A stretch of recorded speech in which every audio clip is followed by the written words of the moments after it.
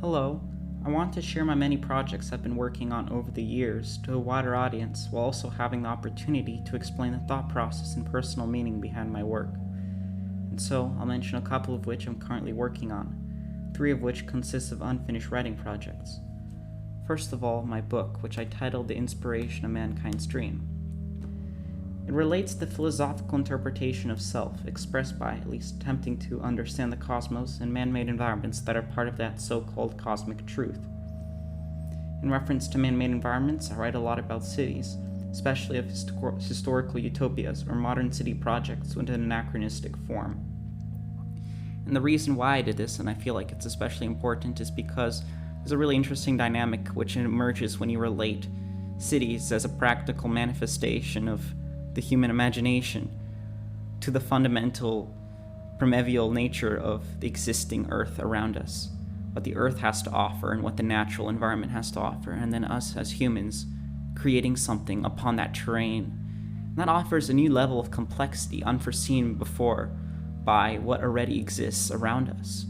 And I find that concept to be truly interesting, truly amazing, because especially when you consider the first emergence of these sites, what the people thought about when they created this, or that fantasization of what they thought about. When you have a site and you build a center around that site, and on top of that have many structures and have a sort of experience being created by what people imagine to be part of what the structures mean. You have a culture and an identity and philosophical beliefs and a sense of existence formed around that site. And that creates a type of a cultural identity or a cultural experience. And the people who exist there eventually create a civilization or have another cultural background, which forms into multiple different sites and multiple different cities over time. And that is the fundamental nature of the human experience. And furthermore, you have the idea of community, of that romanticization of a past, in which there might have been an emissary or a type of figure coming from the cosmic experience around these people here.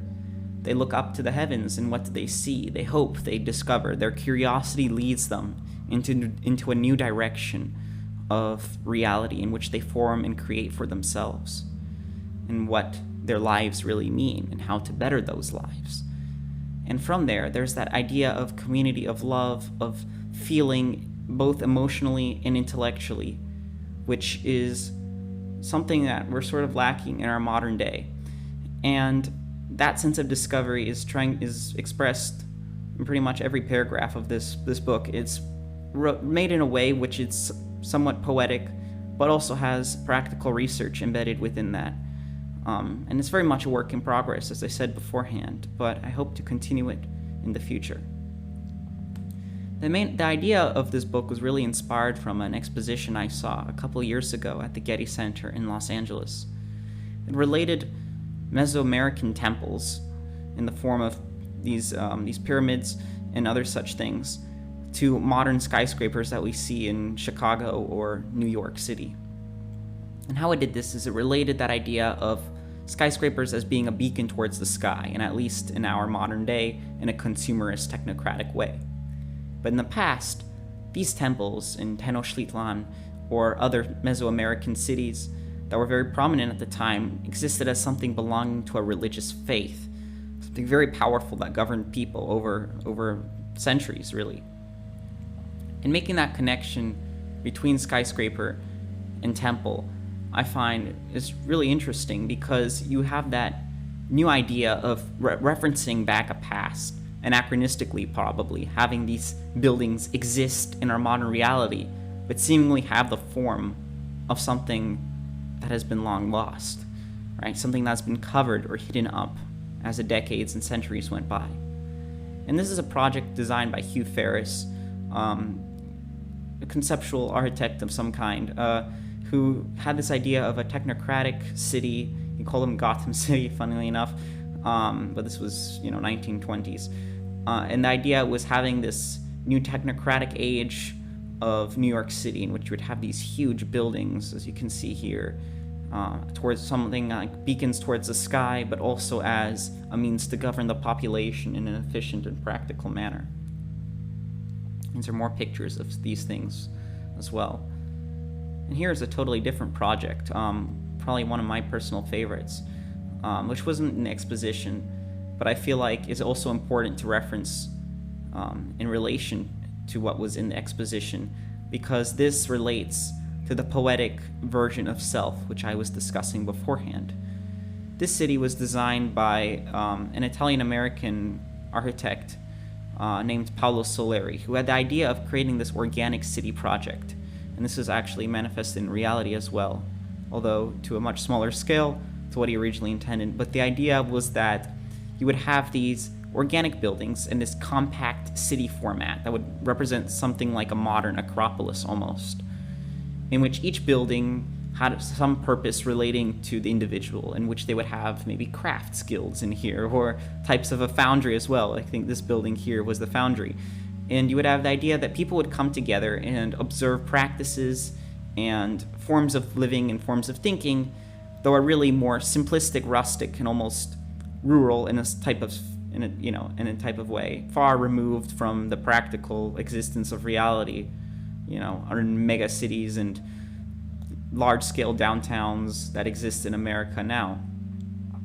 This project was almost like a utopic project that had that plan of creating this massive city, but seemingly compact and made in such a way which it would not feel as if you have a disconnected group of people existing and cooperating within that space. And here is an aerial view of one of these projects called Mesa City, which you would have here, the city center, which was a beacon of some kind. It would be a big building that represented a religious or philosophical narrative of living.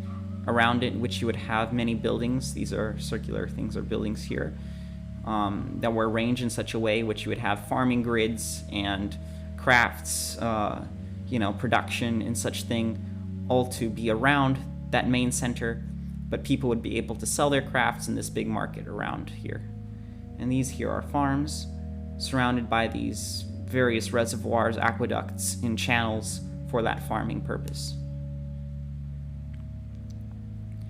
And now going back to something else, this was actually in the exposition itself. Also, this was a civic center of Los Angeles. It was planned to be designed, but you had that clear look of a temple here, right? You have, maybe it's didn't come in Frank Lloyd Wright's mind, but it looks something like a temple, or like this big monumental building that represents some sort of belief of some kind, whether it's a practical sense of existence, like I don't know, maybe a library or some other athenaeum of some kind. But this here really inspires my imagination in some way of trying to wonder what cities could have been if you just changed the narrative of thinking or living in some small way. And from here, I was inspired to also create this other project here from that form of thinking that was part of my book. And this was something really I just worked on, relatively recently, as part of a school project. I took a lot of the writing I had previously, trying to explain self, mentioned a little less of the architectural aspect, and what I did is I sort of made a choose-your-own-adventure project. The idea is that, as a reader, you would relate to one of these 4 archetypes of self, positioned here. So, warrior, king, lover, and magician. I took credit from Robert Moore and his idea of these 4 archetypes of self and trying to relate a person to one of these corners. And the basic idea is that at the corners here, you would have the worst type of human, I guess, the mix between the warrior and the king. The king is the idea of the ruler, of the person that governs society, has a type of, extroverted or powerful tone to inspire others. And the warrior is the follower. So a tyrant masochist would essentially be the worst type of king-warrior mix.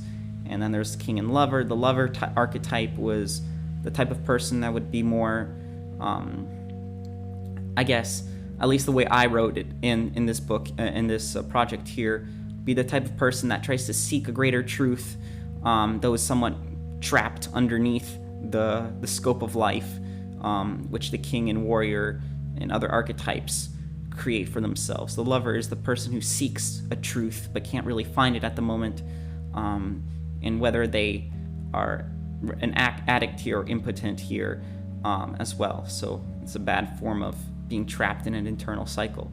The magician is the one that really inspires new ideas and concepts of living. It's the creator, it's the mastermind of some kind. And ideally, you could have a bad magician that never really creates anything or manipulates their ideas to, create a false sense of security or false sense of reality for the rest of the people around you. And the idea is that the ideal person would exist in that center, have a mix between all the best of all these archetypes. And that would be the ideal human. My map here has these corners as well. Magician, warrior, king, and lover, right? And the idea is that as you continue through this map, right, you start at the blissful realm, which is essentially the core theme of a hero's journey. You start in a place where nothing really is going on. It's this beautiful place of which you are fully content. You exist in a reality that is sort of detached from the practical concerns of the other worlds around you, and you haven't really learned or haven't really created anything. But then that's the purpose. You want to seek more. Is that a good or bad thing? Well, it depends on what you do with your life.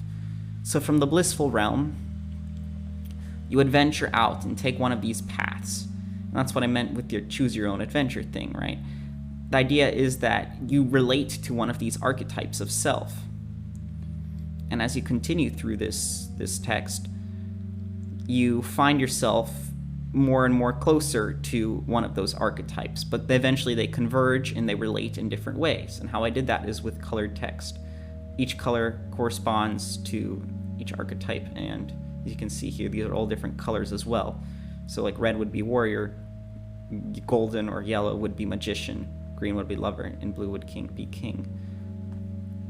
And as you choose your own path, you exist on some point of that map, and you go from place to place, choosing a good or bad outcome dependent on what you seek, what you need, and how you feel about the text. And I guess this was pretty fun to work on. I only had 1 week to really do this, but it was an interesting thing to try out. I used the same writing as I had in the book here, but I just put it in a different context, and somehow it worked. And lastly, from all those ideas, I created this new project, which also again for school, but this had the idea of being more of a personal thing. Instead of just relating many archetypes of self for a reader to discover, this related more to me. I had this map, or this drawing really, I did a couple years ago, which was, influenced by multiple architectural projects. You got things from here's like the Herod's Temple, and you have things from Claude-Nicolas Ledoux, a French utopian architect, and Soleri's designs as well, all posed in this map. And the idea was that as the main character would learn more about themselves, they would uncover more and more of this map. And this map was a type of illusionary reality, which I called the Dreamscape, in which the reader was essentially dreaming about this. The main character was essentially dreaming about this world in which they can discover and live in, which was not really the real world around them. But it was this beautiful sense of freedom that came from imagining this false world and imagining what can happen in there as a philosophical way of thinking about themselves, really. But there's only one character in this, and this map, as you can see, evolves as the reader continues through this text. And that is supposed to represent the creation of this dreamscape, of this map in which the reader can explore and the character also explores. And you have this type of adventure that is trying to be created here. This is, again, not very long. It's still working on this, but yeah, I just hope you enjoyed that. And thank you for listening.